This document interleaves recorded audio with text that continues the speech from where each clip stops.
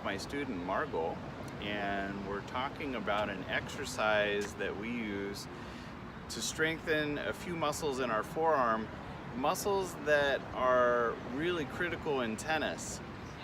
You've heard coaches say, don't use your wrist, don't use your wrist, and the reason is that is a very dominant, it's a strong group of muscles, and we have a tendency to use our wrist.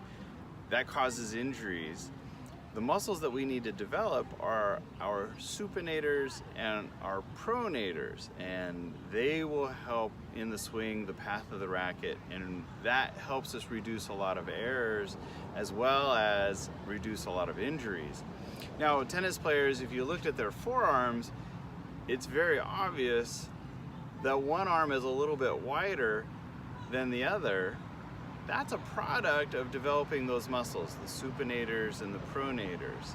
If my hand or my palm is down, that's a pronation movement. If my palm is up, this is a supination movement. Now, each of my students, as they come to me, I want to start them strengthening that muscle, and we have an exercise that we use where just the racket itself can accomplish that.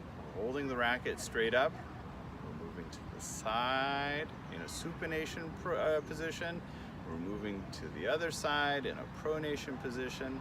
By holding the racket in the middle, there's not a lot of resistance. We're just going side to side. But I encourage my students to get used to this. Again, these are muscles that we need to develop that are necessary for tennis.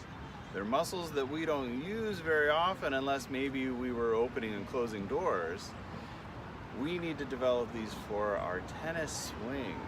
Now, as that becomes too easy and there isn't the resistance, simply move your hand down to the bottom of the racket. We have a little more resistance, side to side.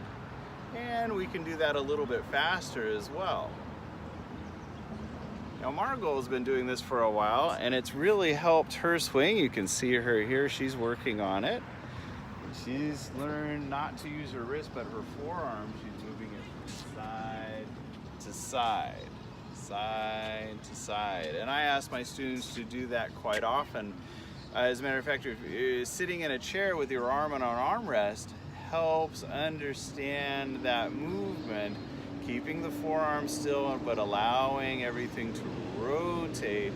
There's no wrist movement. If we see the racket turning or twisting, we're not doing that correct. So as you're beginning to play tennis, this is a very easy exercise, very simple exercise, but it's a necessary one.